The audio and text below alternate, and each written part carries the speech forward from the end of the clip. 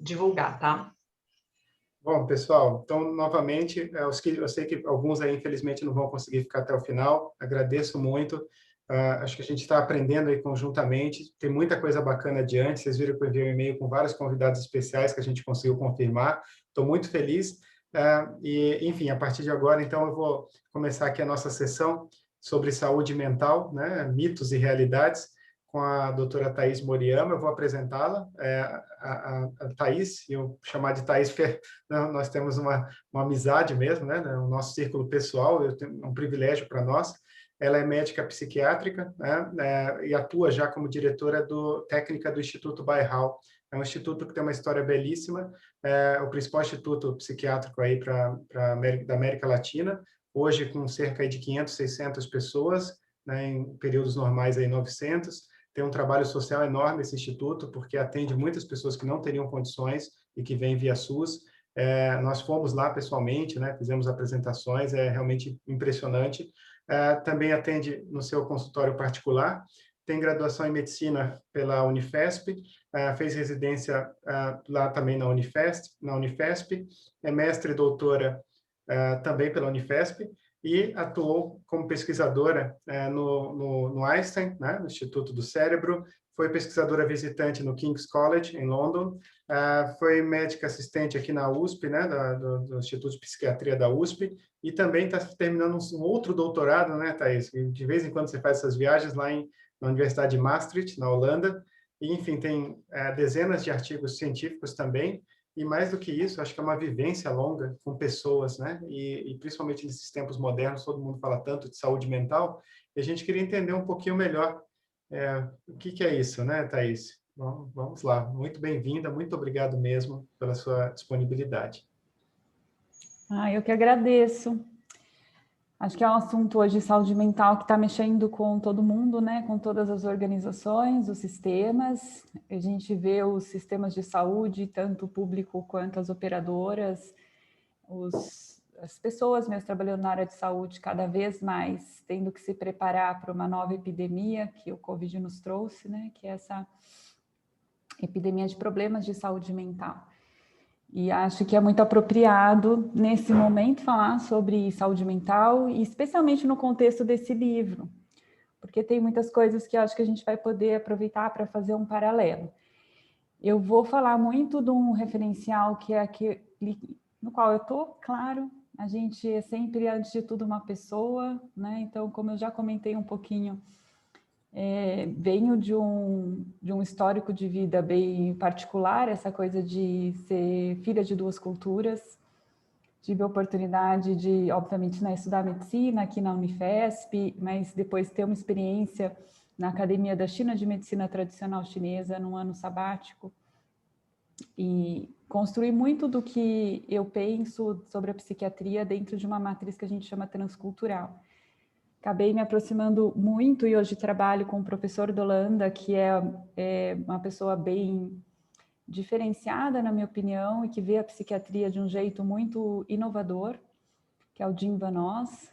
Jim é um holandês com uma história de vida também transcultural e interessante, um poliglota, um menino que de muito novo começou a colecionar línguas, como ele mesmo fala, e ele fez psiquiatria primeiro no Marrocos, em árabe, ele é fluente em árabe, apesar de ser holandês, depois no sul da França, onde ele teve contato com essas linhas mais psicanalíticas, que é mais a pegada do sul da França. Depois, por fim, fez psiquiatria em Londres, no King's College, que é considerado o maior instituto de psiquiatria na Europa, um dos maiores no mundo. E, por fim, se tornou um professor de psiquiatria por opção própria numa pequena cidade no sul da Holanda, que é um lugar, na minha opinião, muito lindo, um pequeno paraíso, eu diria, intelectual. E ali ele construiu uma linha de pesquisa questionando muito dos pressupostos básicos contemporâneos da psiquiatria, e é alguma coisa com a qual eu me alinho muito e vou apresentar para vocês. Eu fiz alguns bem poucos slides, mas só para trazer uma discussão, eu vou puxar aqui minha tela.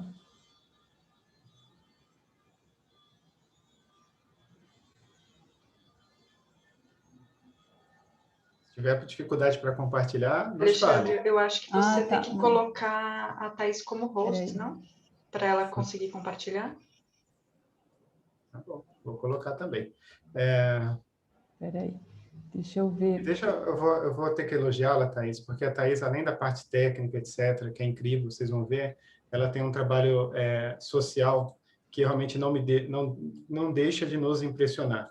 A Thaís é uma pessoa que, pessoalmente, ela e o marido dela vão às favelas para ajudar lá, crianças a aprender várias coisas, né? Aprender culinária, esporte, educação, e nós somos testemunhas, né? Nós fomos com a Thaís, e é incrível como eu posso falar por mim, assim, é em São Paulo, uma favela chamada do Areião, e eu nunca tinha ido a uma favela. E quando eu fui lá a primeira vez, eu fiquei muito tenso. E não havia perigo algum, eu fui descobrir ao longo do tempo que a gente foi algumas vezes, né? Inclusive uma favela asfaltada, que é muito diferente de uma favela, tem vários tipos aí, sei lá, né, de diferente estrutura, mas a minha impressão inicial mostra quão distante a gente está dessa realidade, e como é interessante para você aprender um pouco a cabeça, né, de como os outros, né, o grosso da população vê a vida, acho que é de uma maneira geral. Então a Thaís tem um trabalho há muitos anos aí, a vida inteira dela, né, na verdade, se dedicando, se doando nos finais de semana. Olha, é muito generoso, viu, gente? Não pode acreditar muito, não. É ter um grande esforço, eu diria. E sou muito feliz porque meu marido é médico também, mas foi educado muito dentro da filosofia do Bushido, né?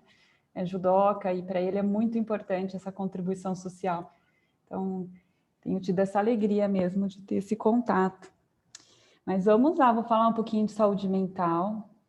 Só pedir nesse momento, como a gente vai falar de saúde mental, para cada um tentar se sintonizar por uns segundos consigo mesmo e sentir um pouco como vocês estão agora. Quais são os sentimentos? Será que a gente está ansioso com o dia que começa e com as coisas que tem ainda por fazer? Será que a gente está feliz nesse sentimento de coalizão grupal, do compartilhar? Será que a gente está ansioso por pensar assuntos que nos inquietam? Será que a gente está empolgado, excitado por pensar formas de transformar o mundo? Só examinar um pouco dentro da gente, porque saúde mental é um pouco sobre isso. E não é estar sempre bem. Saúde mental tem mais a ver com ter essa consciência e transitar com um certo equilíbrio entre as sensações, sentimentos, a consciência de que nossa percepção é influenciada por eles e que as nossas decisões são combinações entre o que a gente enxerga racionalmente, o que a gente sente, intui, e a gente escolhe até uma certa parte que a gente é capaz de escolher. Em outra instância, a gente é determinado, tanto pelo ambiente quanto por impulsos. E quando a gente fala de saúde mental, a gente está falando do invisível, do não observável, do não mensurável.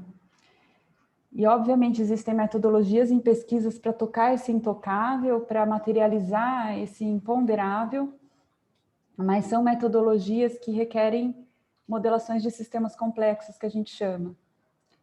Modelação de construto latente, ou seja, são metodologias que permitem inferir conclusões a partir de hipóteses, mas raramente a gente tem, de fato, a oportunidade de observar cruamente. Então, trabalhar com saúde mental é trabalhar com a consciência da dúvida e se relacionar bem com as incertezas. Mas, dito isso, eu vou dizer para vocês que a saúde mental se situa numa área muito, muito relacionada ao social.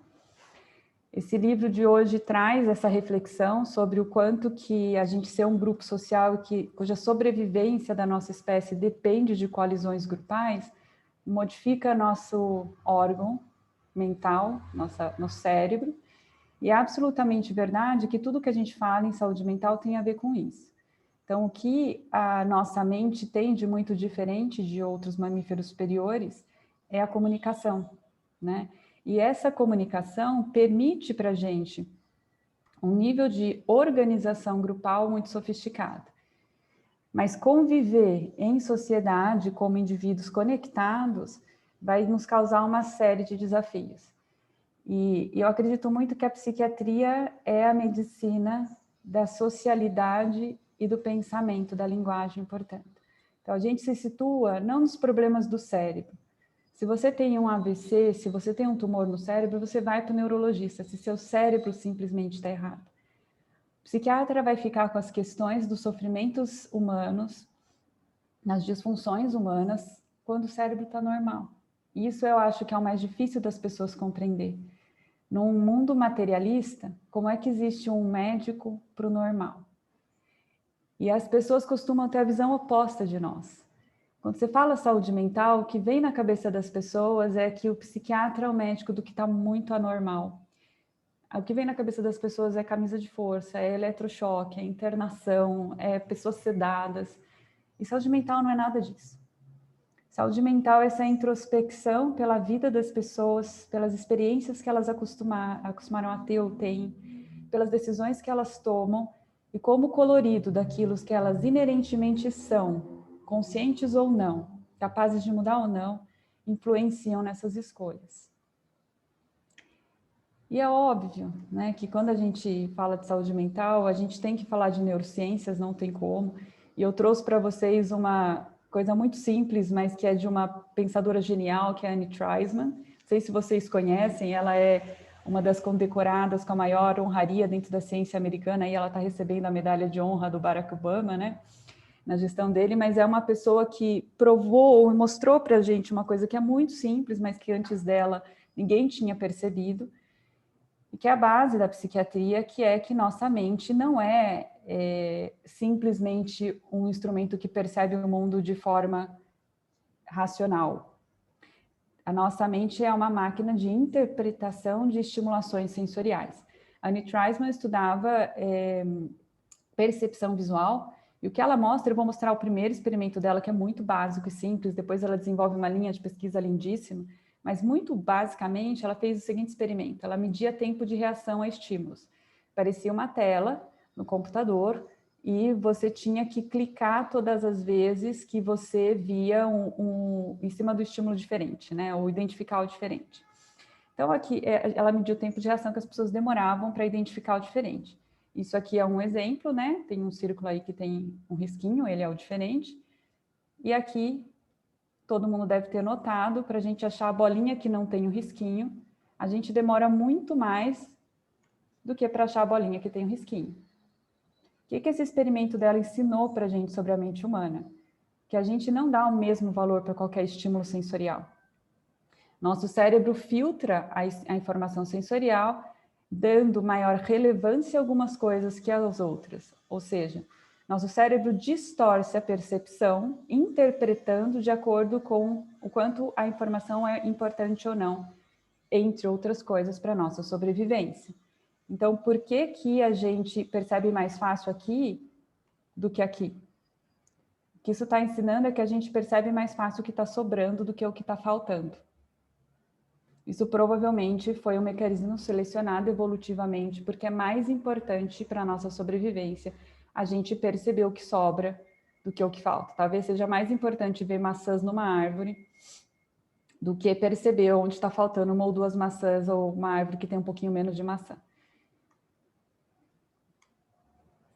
E aí eu estou falando tudo isso para dizer para vocês, a linha de pesquisa que eu sigo é uma linha muito doida, porque a gente vai falar que o doido não é doido. Ou seja, a ideia clássica das pessoas é que quem delira e alucina é um anormal e esse tem que ir no psiquiatra. Isso está provado que não. Então, o que a gente chama, por exemplo, e eu peguei o extremo da psicose, porque vai valer a mesma coisa para a ansiedade, para a depressão, para qualquer outro estado da mente. Essas questões, não é que nós temos quem é psicótico e quem não é psicótico, não somos categorias de pessoas. Nós temos estados psicóticos nos quais nós podemos estar mais ou menos, dependendo, entre outras coisas, do nosso background genético e da situação em que a gente vive. Então, para nós, a psicose é um estado de saliência aberrante da mente. Isso é uma das principais hipóteses hoje para explicar a psicose. Isso é estudado biologicamente, como esse fenômeno acontece, via mediação, entre outras coisas, de dopamina, enfim, tem toda uma teoria neurobiológica. O Kapoor, que é o autor desse paper de revisão, foi o dean do King's College, uma das principais instituições de psiquiatria do mundo, é um dos maiores experts em psicose do mundo, e ele só está resumindo aqui uma coisa que hoje já é um pouco consenso. Psicose, por exemplo, é só um estado da mente, no qual nós podemos entrar e sair. Mais que isso, todos temos, e graças a Deus temos, a capacidade de ficar psicótico, porque isso é protetor, dependendo do conceito, do contexto onde você está e do ambiente onde você está. Então, isso remete a gente para um construto diagnóstico muito diferente, porque se o automático do cérebro das pessoas é simplificar a informação criando categorias, que é a mente padronizadora ou categorizadora, isso é o que a nossa linguagem consegue fazer, e isso aquieta a nossa mente da incerteza ou da sensação de incerteza. O que a psiquiatria cada vez mais descobre é que não existe os loucos e os sãos, os deprimidos e os não deprimidos, os ansiosos e os que não são ansiosos. Nós temos estados, maior ou menor propensão a esses estados, e é um colorido. Então, aqui a gente tem uma analogia com a questão da cor do olho. A gente tende a simplificar a história para classificar as pessoas e falar, tem olho verde, tem olho azul, tem olho preto, tem olho castanho. Mas a gente está simplificando, na verdade, um degradê de cores que é riquíssimo, que tem a ver com quantidade de melanina que a pessoa tem na íris. O correto seria dizer o quanto de melanina você tem, e te classificar quantitativamente. Mas para a gente é mais fácil falar seu olho é marrom, seu olho é castanho, né? É a mesma coisa para as questões psiquiátricas. A gente, para simplificar, acaba falando, você é psicótico, você é ansioso, mas não, nós temos o potencial de ficar assim, porque isso nos protege em certas situações. Então, a gente está num contexto de entendimento muito mais sofisticado e complexo, que é mais ou menos isso aqui que está aqui. A gente gostaria muito de acreditar que a história da saúde mental é tão simples quanto a pessoa tem ou não tem uma doença física, como, por exemplo, câncer. Fez o diagnóstico, ou tem o tumor ou não tem o tumor. Mas não. A gente está falando de alguma coisa que leva em consideração o seu temperamento, que tem a ver com genes, que tem a ver com histórico de vida, que tem a ver com ambiente, que tem a ver com um monte de coisas. E, portanto, para entender, você tem que ser capaz de fazer raciocínios e operações muito complexas que estão ligadas à modelagem de sistemas complexos. As pessoas acham bizarro quando você fala que remédios mudam a mente ou que o ambiente da pessoa vai influenciar a forma como ela é ou enxerga o mundo. Mas eu trouxe essa analogia do peixinho para dizer que nada disso é bizarro. Isso é muito natural, que o ambiente modifica biologicamente o indivíduo. Aqui eu tenho uma mudança física para explicar, em analogia, como que acontecem mudanças mentais em padrões cognitivos ou comportamentais. Isso aqui é um estudo que fez o seguinte: a gente tem esse peixinho que tem uma mancha nas costas que parece um olho. Essa mancha nas costas é uma defesa do peixinho contra predadores, porque o predador é um outro peixe, os peixes enxergam mal, eles normalmente medem o tamanho do peixe para saber se há uma potencial presa deles ou não, pela distância dos olhos e tamanho dos olhos, não pelo tamanho do peixe. Então, essa pinta que o peixe tem vai fazer com que o predador ache primeiro que são ou dois peixes ou um peixe grande olhando de frente, né? A maioria dos peixes não tem essa estrutura de você ver dois olhos de frente. Ou então, essa pinta que ele tem vai ficar maior e indicar para o predador dele que ele é um peixão grande se o peixe estiver ameaçado. E aí você faz o seguinte, põe os peixinhos dentro de um tanque e no meio do tanque, dentro de um saco fechado, você põe um predador. O peixinho que cresce dentro do tanque que tem o predador, mesmo que o predador nunca os predou, nunca fez nada porque está no saco fechado, só por ver o predador, ter a consciência da existência do predador, vão desenvolver uma mancha maior. O que isso indica para a gente? Isso indica para a gente que quando você cresce num ambiente em que tem potenciais ameaças, você tem que desenvolver algumas modificações do seu corpo, seus genes expressam certas coisas, que é para garantir a sua sobrevivência. Na espécie humana, uma das grandes coisas que acontece com a gente não é física, é comportamental. Quando você cresce num ambiente onde tem mais ameaças, você vai fechar por metilação, que é um mecanismo do gene travar a transcrição de genes, né? Alguns genes, e permitir a expressão de outros, no sentido do seu comportamento, por exemplo, ficar mais desconfiado, de você ficar mais em alerta o tempo todo, de você ficar mais capaz cognitivamente de supor coisas que vão dar errado, ou perigos possíveis, ou riscos possíveis do ambiente, e você vai ficar, obviamente, menos propenso a relaxar, menos propenso a entrar num estado de paz e de calma. Você vai ter dificuldade para dormir, porque dormir é se entregar a esse estado de vulnerabilidade. Se você está num ambiente cheio de predadores, espera-se e deseja-se que você não durma tão facilmente, que você tenha um sono muito superficial e qualquer barulho te desperte. Isso a gente chama de ansiedade. A ansiedade, obviamente, tem questões de predisposição individual e tem questões, portanto, de exposição ambiental. A gente está vendo eclodir uma epidemia de ansiedade, depressão. Por quê? Então, uma das principais hipóteses evolutivas para explicar por que nossa mente tem esses modos de funcionamento embutidos, no qual ela entra de vez em quando, é justamente proteção de epidemias. Vamos pensar o modelo de depressão. Não é super interessante numa epidemia que você fique sem vontade de sair, sem vontade de encontrar com pessoas, sem vontade de experimentar coisas novas? Não é super interessante que você fique bem hipoativo, economizando tua energia? Que você tenha uma mudança do teu apetite para preferir carboidratos e comer muito para acumular reserva? Então, o carboidrato, ele é um alimento biologicamente mais seguro, ele tem menor chance de contaminação, né? Ele é mais estável. Quando você está deprimido, você quer comer só carboidrato e evita alimentos que têm uma chance maior de contaminação. Então, nossa mente, ela tem essa potencialidade de entrar em certos estados diante de certas experiências de vida.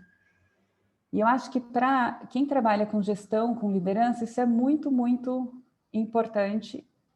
Eu vou pôr só. Isso é muito importante porque faz a gente ter a consciência que o ambiente de trabalho que a gente propicia para os nossos colaboradores induzem um estado de reatividade da mente deles que vai mudar o padrão decisional deles. A gente vê claramente, todo psiquiatra atende muito executivo, tá, gente? Eu não sei se eles são os únicos que têm acesso aos psiquiatras, informação, pode ser, tem muitos viés possíveis, mas uma das hipóteses que a gente faz é que eles têm muitos, entram muito nesse estado, principalmente eles vêm em burnout ou em ansiedade extrema. E aí o que você vê, assim, normalmente é uma pessoa que vem de histórico de vida, de ter sido sempre o primeiro da classe, muito esforçado, muito, na verdade, preocupado em ser bom e ser aceito e agradar autoridades.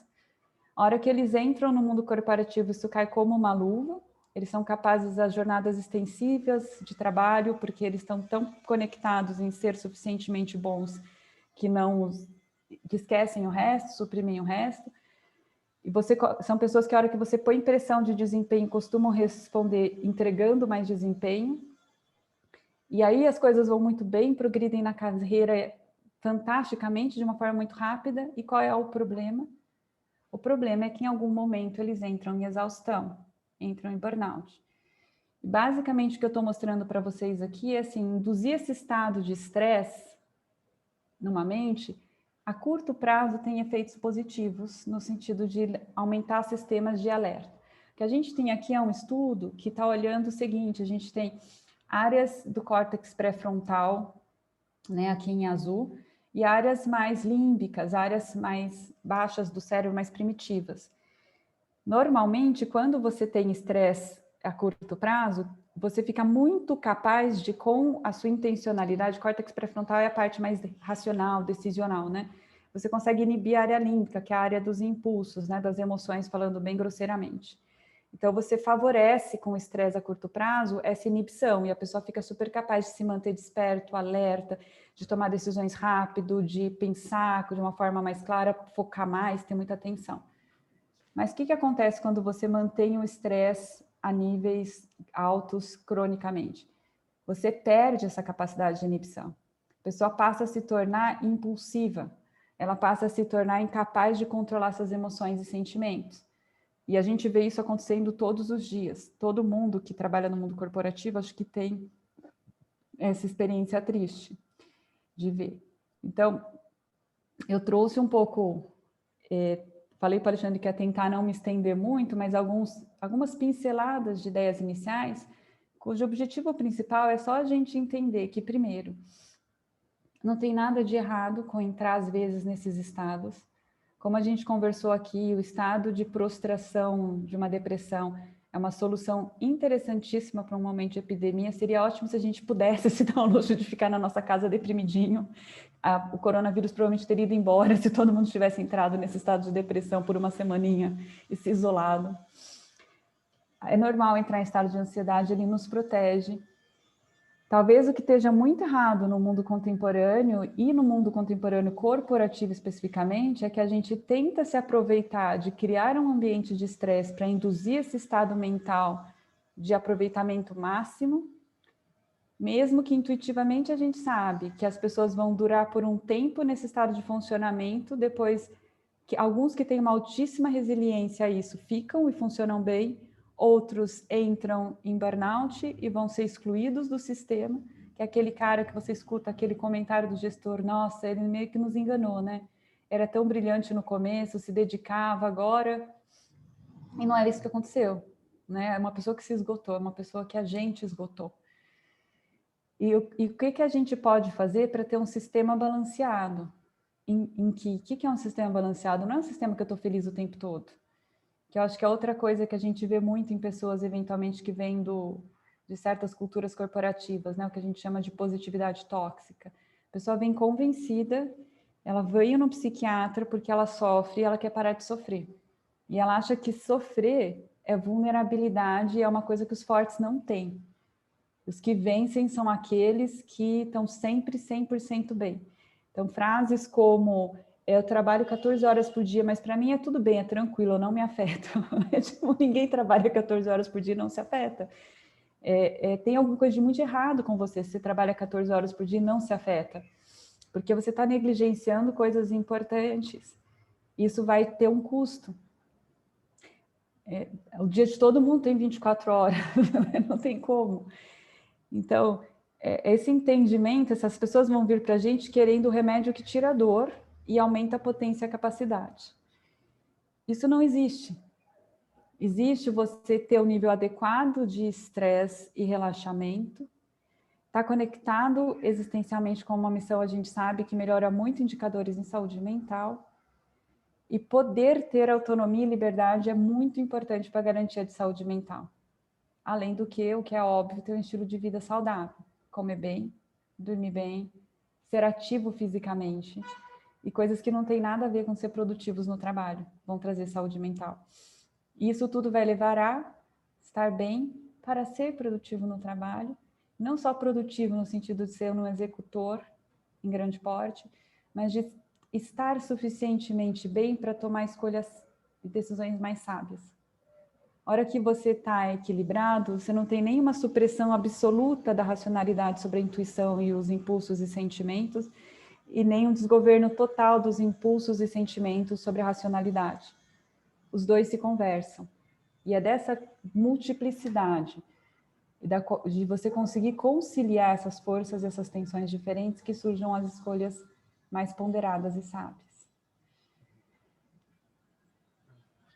Excelente, Thaís. Temos aqui, todo mundo acho que quer fazer as perguntas aí para vocês, estamos motivados em aprender mais.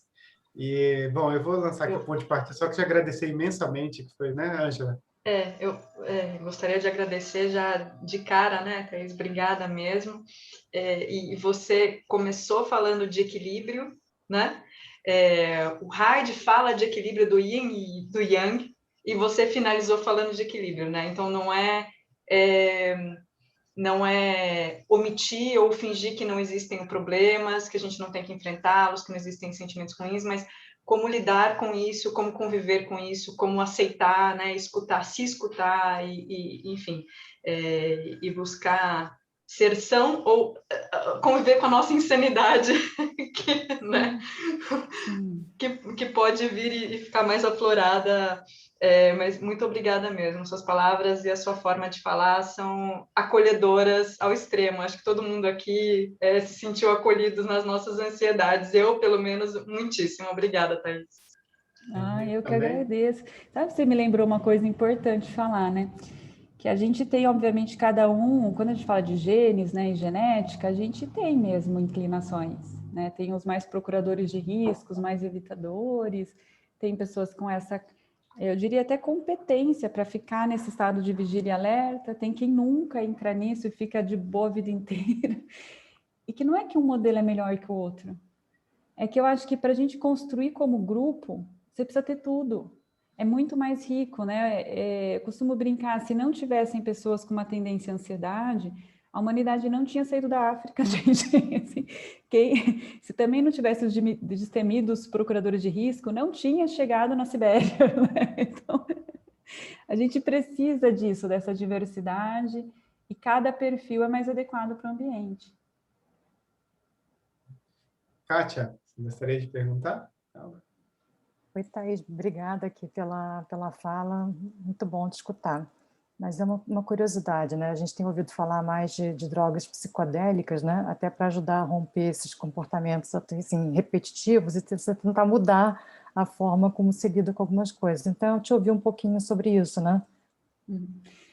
Você sabe que essa é a onda atual da psiquiatria, é estudar drogas de abuso, não sei se vocês sabem, né? Então, maconha para transtorno mental, LSD para transtorno mental, por aí afora.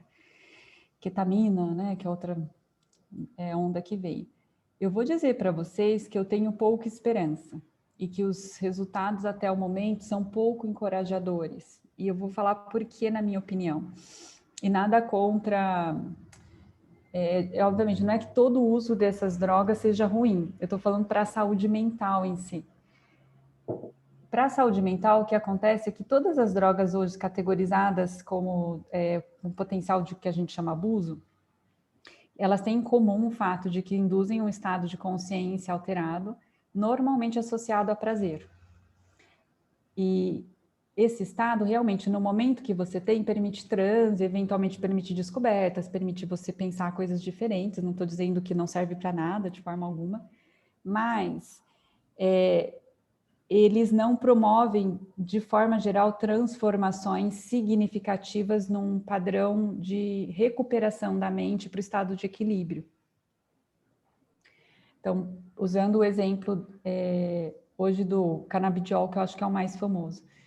Para transtornos mentais, para tudo que foi testado até agora em ensaios clínicos randomizados, duplo cego controlados, que é os desenhos de estudo apropriados que a gente tem, os resultados foram negativos.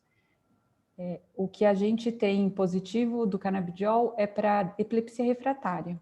E isso sim, é bem claro que tem um efeito positivo. Mas não quer dizer que quando a pessoa usa, ela não se sinta bem. É que a diferença, de novo, é a nossa busca por essa coisa de se sentir bem momentaneamente ou por ter mais equilíbrio, que inclui, às vezes, tolerar se sentir mal. E aceitar que, em certos contextos, o saudável é estar mal. Eu vejo muito essa coisa da psiquiatria de hoje, está na mesma linha de um outro fenômeno que a gente vê, que é muito comum entre os jovens também hoje, que é a busca do anabolizante como regulação hormonal, né? Eu acho que a gente está entre alguns médicos, né, Elvi? A gente sabe que não existe regulação hormonal para quem tem um nível dentro do valor de normalidade. Toda vez que você usa um hormônio para deixar acima, a pessoa já tem um nível normal, você dá mais, não é uma regulação, é doping. Só que a gente aprendeu um jeito diferente de falar de doping. Eu acho que a gente está fascinado como ser humano com brincar com a natureza. E a minha sensação é, assim como a ecologia está aprendendo cada vez mais que se obtém mais da Terra, quando se respeita mais a lei da Terra, a gente tem aprendido cada vez mais que a gente tem mais do corpo e da mente quando a gente respeita as leis do corpo e da mente. A mente quer, gente, coisas muito básicas. A mente quer comer de 3 em 3 horas. Ela quer dormir sem ser interrompida. A mente quer andar os nossos 10 mil passos por dia, que é o que um caçador-coletor anda. E tem muitos estudos provando que intervenções tão simples como isso promovem saúde mental. não sei se a gente precisa ir tão longe, sabe? De buscar uma substância que tem outros riscos, outras implicações e ter um transe para atingir alguma coisa que caminhar de manhã pode atingir com maior eficiência. Mas muito legal. E acho que meditar também, né, Thaís? Ai, meditar é tudo nessa vida, gente. Falar para a turma acelerada aqui, não sei se... Eu preciso desenvolver, né? Desde o primeiro livro, esse é um dos remédios apresentados. A gente Exatamente. Inclusive, a gente vai chegar Luciano, ao final, Alexandre. O Luciano, que está aqui conosco, ele falou que até o final do ano ele vai meditar 1 hora sem parar. É, Luciano? O Alexandre, até o final, você vai ter uma Olha, turma professor. aqui de todos meditando. Em Nós todos, temos que chegar ao todos final os primeiro. todos os encontros, a meditação acaba vindo a calhar, né? E só para pegar esse gancho da meditação e do que a Thaís falou sobre...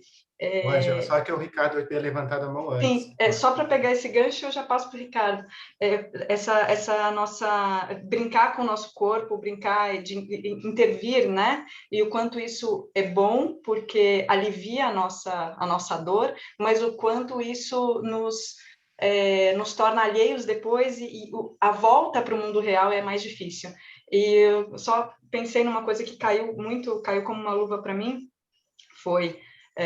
talvez que alguns de vocês saibam, mas, enfim, tenho 2 filhos e os 2 filhos eu consegui, por conta da meditação e por conta da ajuda de muitas pessoas, partos normais, totalmente naturais, sem anestesia.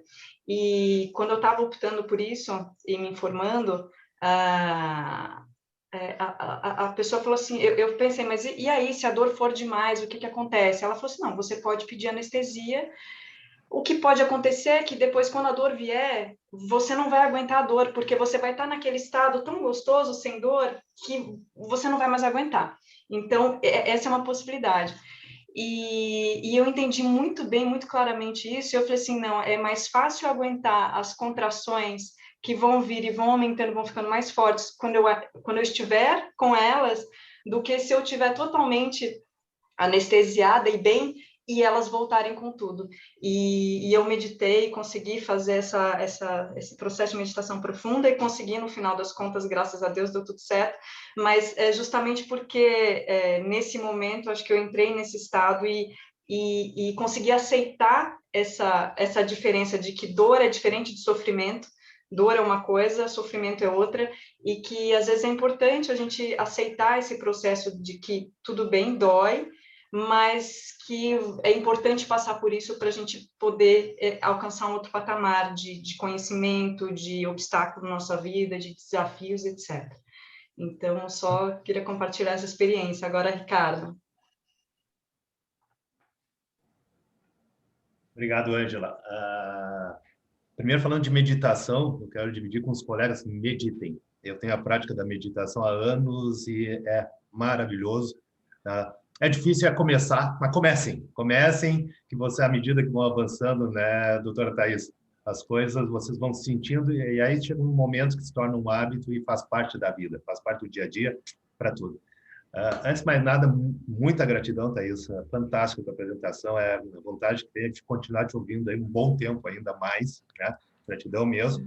E eu queria te fazer bem uma pergunta de leigo, que é uma curiosidade minha, né? Eu sou totalmente leigo, mas a gente lê muita coisa, ouve muita coisa, e eu queria ouvir de você isso. Existe uma relação direta, de fato, né, de doenças graves, né, com essas ditas doenças, né, psicológica, por exemplo, tem uma relação direta, por exemplo, da depressão com o câncer, por exemplo, e da ansiedade com as doenças coronárias. Existe essa relação direta? Essa é a minha curiosidade. Uhum.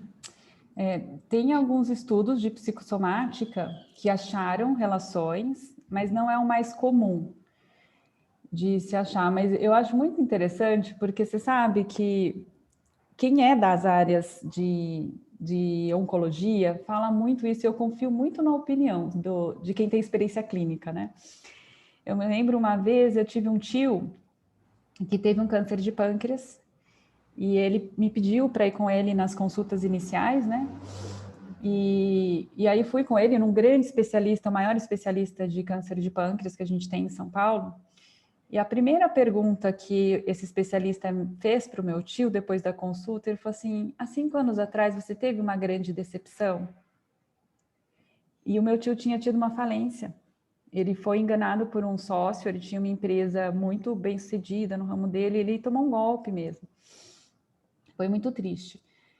E ele meu avô era sensei de judô, né? Meu tio, aquela pessoa muito rígida com critérios de honra, ele nunca contou para nenhum parente para pedir ajuda financeira. Então, passou por situações muito difíceis e não se sentiu à vontade, né? O que acho um extremo também, a gente tem que saber pedir ajuda. Mas o fato que isso me impressionou muito, eu perguntei, esse especialista foi meu professor, né? Mas professor, por que o senhor perguntou isso? Como o senhor sabia que ele tinha tido isso há 5 anos? Ele falou assim, todos os meus pacientes que têm câncer de pâncreas, de cabeça de pâncreas, quando eu pergunto, tiveram um grande desgosto entre 3 e 5 anos atrás. A gente escuta isso, né? Na medicina chinesa, existe uma convicção, por exemplo, que preocupação afetaria o que eles chamam de baço pâncreas, que sentimentos muito intensos de raiva podem levar a doenças crônicas do fígado e assim por diante. Pessoas muito medrosas teriam uma tendência maior a doenças renais.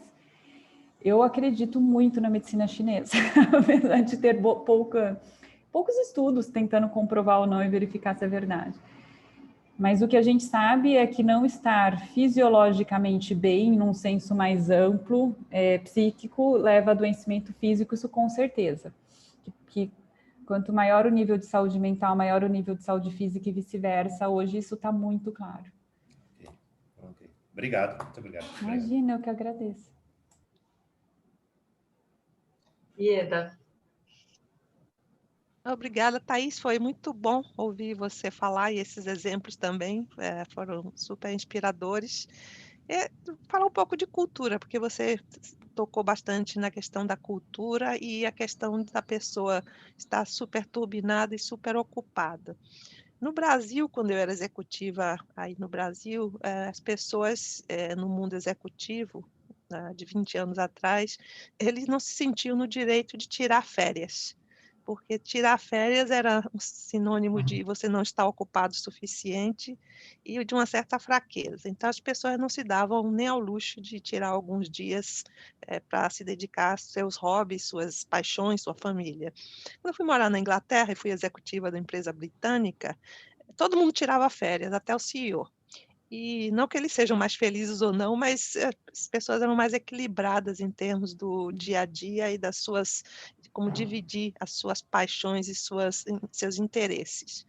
E aí entra a questão do seguinte, o fato de um executivo se sentir valorizado porque ele trabalha 14, 17 horas por dia, tem a ver um pouco com o medo e com a falta de delegação. Se você delegasse mais às pessoas que trabalham com você, você teria mais tempo. Tempo é uma coisa preciosa para você usar de diversas maneiras. Como é que você vê isso?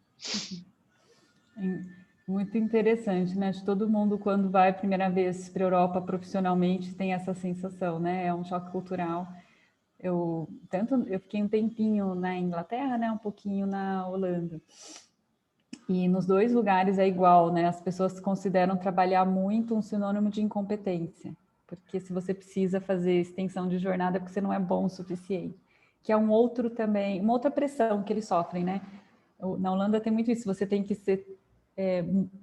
ter amigos, você tem que fazer hobbies, você tem que viajar nas férias, acaba virando um outro nível de obrigação. Eu acredito demais que o caminho do meio, o caminho do equilíbrio é estar atento às várias vozes que te solicitam. Vozes de dentro, vozes de fora, da natureza, da sociedade, vozes do sentimento, vozes da razão, vozes do corpo, né, as dores físicas. E conciliar essas vozes, né? Pensar qual que nesse momento é a melhor decisão que acalme e aquieta o maior número de vozes. E que vozes serão essas? Depende muito de onde você está. Num país como o Brasil, em que a gente tem uma cultura de... se a gente for pensar, por exemplo, nas escolas, né? Eu acho que tem uma grande chance da maioria de nós ter sido bons alunos na escola, é por isso que a gente agora fica querendo escutar o Alexandre falar de novos livros, né? Então, a gente vai se lembrar que a gente era criticado por gostar de estudar. Essa é a cultura do brasileiro, que não é a cultura do japonês, que não é a cultura do britânico, não que sejam melhores ou piores, são culturas. A cultura normalmente é uma adaptação da comunidade ao ambiente. Isso deve dizer para a gente que no Brasil não é tão importante estudar para você ser adaptado ao meio. Isso deve dizer para a gente que no Brasil é muito importante ter flexibilidade. A gente é criticado quando é rígido. A cultura, ela te cobra uma postura que, teoricamente, naquele ambiente é mais adaptativa. Então, eu acho que a gente tem que pensar por que no Brasil é tão importante trabalhar tanto. Eu acho que tem a ver, inclusive, com falta de racionalização sobre recursos e falta de recursos. As empresas vão contratar um que elas querem que trabalhe por 2, porque eles não querem contratar 2. E talvez seja falta até de visão de gestão, que talvez se você contratar um pelo tempo real de um, produza mais do que você pegar um e fazer ele trabalhar por 2. Né? A relação de custo-benefício eu não tenho certeza que é vantajosa nesse tipo de economia. Mas, enfim, são os modelos que se estabelecem nas diferentes culturas. E eu até entendo, até certo ponto, que numa cultura como a brasileira, que você tem muito essa coisa do ser um trunfo não trabalhar, né? Quando eu dei um jeitinho e eu consegui enganar as pessoas e fazer menos, eu tive um trunfo. Para mim, isso tem a ver com a nossa, entre outras coisas, herança escravocrata. A cultura que você tem a opressão do forte... Quem trabalha, quem é obrigado a trabalhar é um sinal de inferioridade. E aí faz um sentido que as empresas estejam muito preocupadas em achar aqueles que não tentam dar esse jeitinho e valorizem muito o hiperfocado, o que se exige demais, né? Que eu acho que explicaria por que as lideranças corporativas frequentemente têm esse perfil mais para ansioso. Thaís, tenta complementar aqui, a Alessandra daqui a pouco vai fazer uma perguntinha, a gente já está chegando, infelizmente, aí, né, ao tempo combinado. Conectar o que a Ieda falou, Ricardo, a Ieda falou de delegação, o Ricardo falou da ligação entre o estresse crônico e saúde.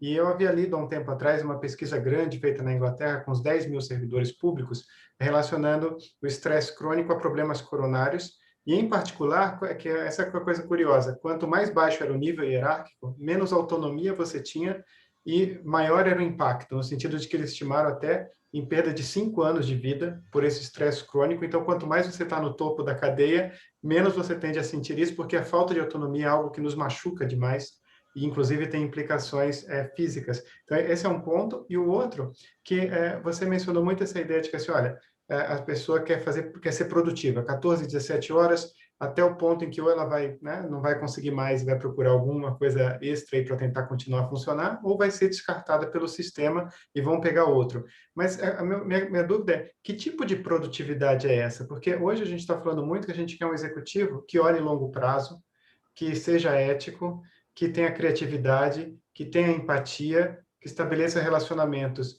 Uma pessoa que está nessa coisa da ansiedade extrema, 14, 17 horas, será que é esse tipo de desempenho que vai ter ou é outro tipo de desempenho? Não é? Uhum.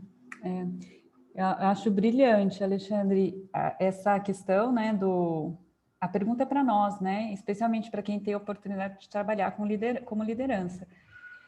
Primeiro, com relação à autonomia, é a coisa mais interessante. O principal fator de estresse no trabalho que mais contribui para burnout é falta de autonomia, né, decisional. Só que eu tenho uma coisa que eu acho que é uma pegadinha. Às vezes a pessoa tem um cargo hierárquico muito alto, e ela tem a sensação de decidir, é da caneta dela que sai mesmo as determinações, mas se ela não estiver conectada com o senso de missão e os valores dela, e não tem valor certo ou errado, tem os seus, que vem da tua história de vida, né? Para mim faz muito sentido trabalhar com psiquiatria, meu pai é psiquiatra, enfim...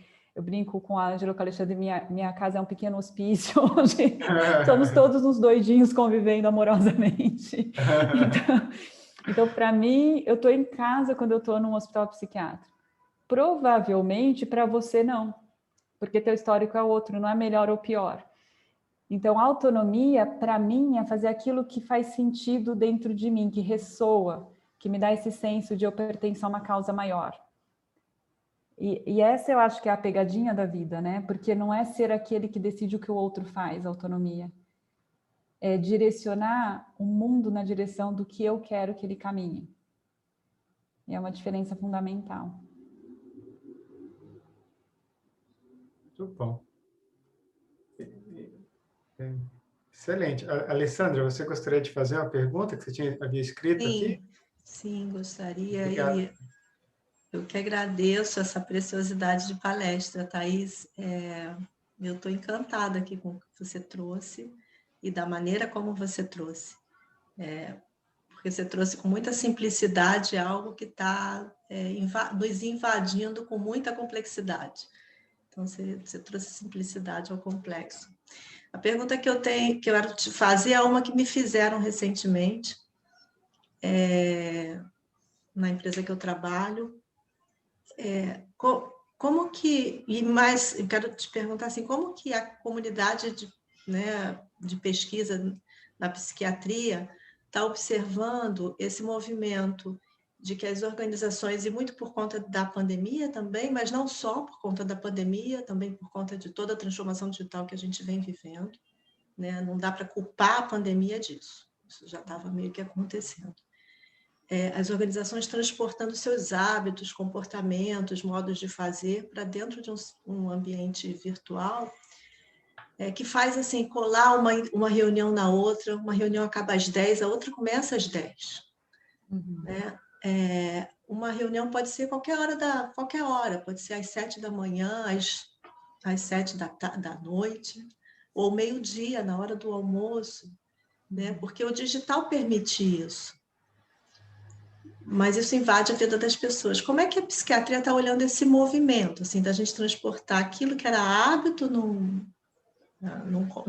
comportamental, no físico, está trazendo para o digital e está ampliando, né? Porque o digital permite outras coisas que no físico não permitia. Eu não tinha como estar terminando uma reunião às 10 horas e começando outra às 10 horas. Eu tinha que me transportar de um lugar para outro muitas vezes. Então, tinha que ter um espaço ali. Ou tinha que parar para almoçar. Né? Hoje tem muita gente almoçando na frente da tela. Então, o que está sendo esperado por essa comunidade de pesquisadores, cientistas que estão olhando esse fenômeno acontecer? E está acontecendo em todos os lugares. O que vocês acreditam que possa acontecer muito em breve? E quais as precauções talvez a gente tenha que cuidar? Eu acho que a transformação digital com certeza, hoje é um momento muito decisivo para a humanidade, parecido com a Revolução Industrial, com vários outros momentos de revolução. Vai afetar de forma muito significativa, eu acho, que aspectos relacionados à saúde mental. Porque a gente mudou nossa relação com o tempo, criou um mundo virtual. Qual que é o problema do mundo virtual? É que ele negligencia o físico real. Então, no mundo virtual é sempre dia, se você quiser trabalhar. No mundo virtual, isso, não tem as distâncias, você burlou a distância, mas você não tendo a distância, você não caminha. Por bizarro que possa ser, quando você levantava da sua sala para ir para a sala de reunião, você dava ali 100, 200 passos e somando no final do dia, você tinha uma mobilidade mínima. Vocês já pensaram o impacto que tem sobre as vísceras, ficar na posição sentada agora como o dia inteiro, sem levantar para ir na mesa do colega perguntar uma coisa, assim, faz toda a diferença em termos de oxigenação, de uma série de coisas, né? Então, a gente está ignorando o corpo, porque a gente, na minha opinião, o que a revolução tecnológica trouxe é uma nova onda do nível de linguagem do que a gente tem.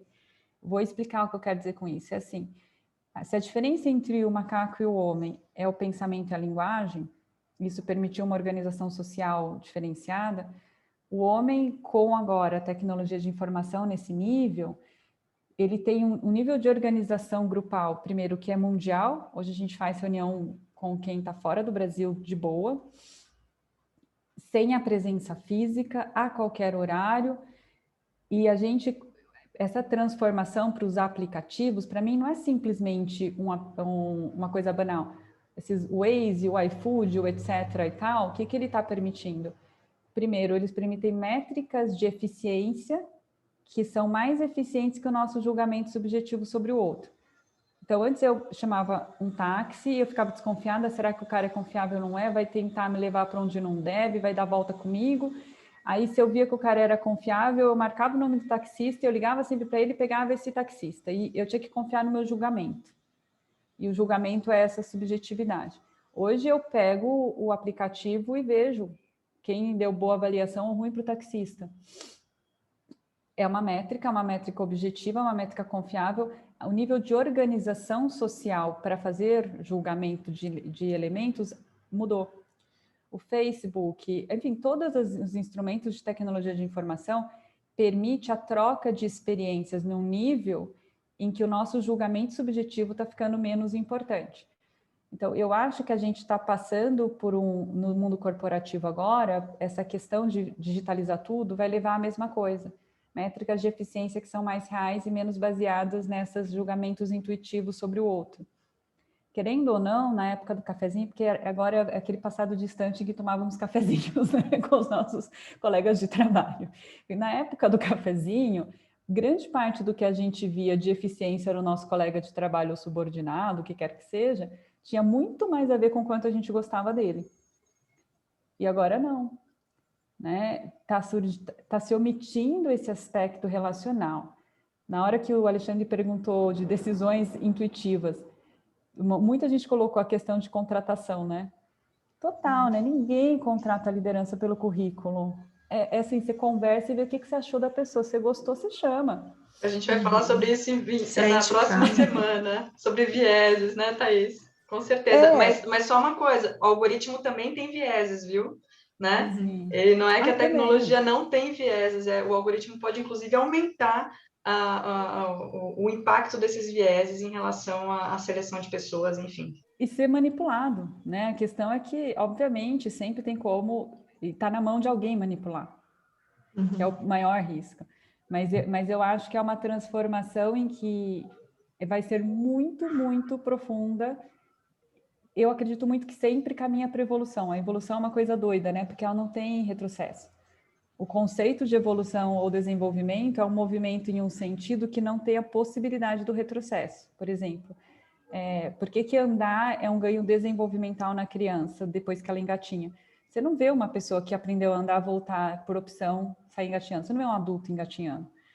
Então, esse é o conceito de evolução. E eu acredito que... Oi, Thaís. Eu só queria colocar um ponto aqui que essa pergunta não é uma pergunta contra a transformação digital, né? Sim. Porque eu acho que tem uma questão que a Thaís trouxe também, que é a coisa da gente levantava e tomava cafezinho, mas muitas vezes tomava cafezinho com o mesmo grupo social. Não se permitia ir a outros grupos sociais que a tecnologia hoje permite. Alessandra, vou fazer aqui, vou ter que usar a questão de ordem, porque é o caso do tempo, e eu sei que vocês têm compromissos e agendas. O last but not least, Luiz Alexandre, vai fazer a pergunta aqui final. E aí eu vou pedir encarecidamente para os que puderem, eu sei que muitos não podem, para a gente poder ter lá os 3 minutinhos de uma avaliação final do evento, só para a gente ter esse registro, porque ao final do ano a gente vai ter isso compilado. Eu sei que o tempo de vocês é precioso. Então, Luiz Alexandre, Thaís, e aí a gente conclui. Tá bom. Thaís, obrigado aí pela sua palestra. Vontade de ficar o dia todo aqui te escutando. A minha pergunta vai em linha com a pergunta da Alessandra, mas é uma pergunta de pai. Eu tenho 2 filhos recém-formados e norinhas também recém-formadas. E o padrão é esse, é trabalhar 24 horas por dia, estar à disposição do chefe sábado, domingo, de noite. Como que a gente pode influenciar positivamente? Porque a leitura, será que a gente tem que esperar essa meninada ficar doente para poder entender que a forma de ser produtivo e um executivo ou executiva de sucesso é trabalhar de uma forma diferente? Olha, acho que essa é a pergunta que eu tenho muita esperança que vocês, cada um que está nesse grupo, respondam com práticas dentro de empresas. Eu acho que o Alexandre tem alguns dados interessantes nesse sentido, né? A gente já vê que empresas que não têm políticas dessa natureza, né? De, vamos dizer assim, exaurir os seus funcionários, produzem mais. Eu acredito nisso, né? Agora, sabe o que eu vejo? Eu vejo que o mundo vai se transformar naturalmente, porque eu já vejo dentro da medicina, antes, na minha época, existia também muito isso, era bonito o residente trabalhar 80 horas por semana, emendar 2 plantões, etc. Eu vejo que os jovenzinhos já começa a surgir uma turma que é brilhante, que são os melhores, que você quer fixar, mas você só consegue fixar se você respeitar que eles têm também alguns outros aspectos da vida que eles querem cuidar. Quanto mais... enquanto funcionar o sistema, ele não vai mudar. Enquanto as empresas exigirem essa postura e tiver jovens dispostos a isso, e isso continuar produzindo a curto prazo, talvez até de forma interessante, ou as lideranças não estiverem atentas para que esse sistema só funcione a curto prazo, a coisa vai. A hora que começa a despontar empresas que não usam isso e são mais sucesso, jovens que são sucesso e não topam isso, e assim por diante, essas pessoas se organizam como grupos. Esses grupos começam a ser, no modelo do que é dito no livro, vitoriosos, né? Começa a ganhar a competição e vai mudando a cultura. E a cultura é isso. Essa construção em que existem muitos modelos, os grupos vão se observando para ver quais modelos dão mais certo e os modelos que dão mais certo prosperam. Enquanto tiver no nosso ambiente, no nosso mundo, funcionando e sendo melhor essa opção, a gente vai ter jovens assim. E é também um aprendizado, acho que, da vida. Eu acho que eu aprendi muito e eu mudei muito. Também faz parte de ser jovem que você se empolga, né? Você gosta mesmo demais de fazer uma coisa só, você descobre a profissão e aí no começo da profissão você quer dar tudo e quer se entregar aquilo de uma forma completa. E aí chega um ponto que você começa a sentir falta de outras coisas. E começa a se perguntar o que eu fiz com aquele espaço que eu tinha para isso ou para aquilo. Ali estava falando, por exemplo, do projeto social. Esse projeto social, eu comecei a participar quando eu tinha 16 anos. Teve muitos anos, logo que eu entrei na residência, pós-graduação, que eu não fui no projeto social. E aí, um dia, meu irmão me chamou para ir de novo. E eu fui com ele, e eu tô voltando de lá, e é uma coisa muito doida, né? É a descrição do que no livro ele coloca do sentimento pós-batalha. Tá voltando eu e meu irmão da favela. É uma favela que fica dentro de uma área de mata, na Anchieta. E a gente vai subindo o morro e aparecendo a mata, e aconteceu uma coisa muito louca, juro, a gente não tinha usado nenhuma substância, tá, gente? eu sentindo aquela sensação de enorme bem-estar, de meu Deus do céu, eu pertenço a essa coisa maior, eu e ele, a gente tem essa conexão muito grande. E aí as árvores começaram a ficar verde, mais verde, eu juro, tá? E o céu tinha uma certa luz mais brilhante. Só que eu vi isso e falei assim, gente, estou muito louca, né? Como a felicidade transforma a nossa percepção. Meu irmão olha para mim e fala assim, para você também elas estão mais verde? E assim, eu descobri que o transe foi compartilhado. Mas o que eu quero dizer é, eu já tive, acho que nesse lugar que teus filhos estão hoje. E eu não me preocupo muito, porque eu acho que a vida ensina. Um dia eu percebi que eu estava carente de voltar para a favela, um dia eu percebi que eu estava muito sedentária e que meu marido sempre se manteve atleta e que eu tinha que acompanhá-lo. Eu ainda não percebi que eu tenho que voltar para a música, que fez parte da minha infância, e hoje eu não tenho nenhum contato com a música, mas eu sei que um dia a música vai me chamar de novo. O que eu acho que é um empobrecimento é quando uma família cria uma criança para não ter essas opções. Eu vou voltar para a música porque eu tive música. Eu recentemente voltei a estudar alemão, que é uma coisa que fez parte da minha infância. Eu tive a oportunidade de ter um mestre taoísta que me ensinou meditação. Por muitos anos eu não meditei. Esses anos de eu quero ser muito produtiva, eu quero produzir trabalhos científicos, eu quero crescer academicamente, que está bem longe de ser quem eu sou hoje, tá, gente? Muito longe. Mas isso me voltou porque existiu na minha representação mental, na minha experiência. que eu diria para pais é, mesmo que eles não queiram seus filhos, mesmo que eles não entendam o significado, propicie o máximo de experiências possíveis com diversidade cultural, sem preconceito.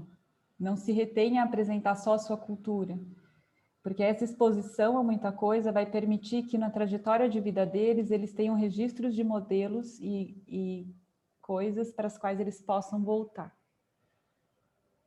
Uau, muito bom, hein? Bom, fechamento com chave de ouro.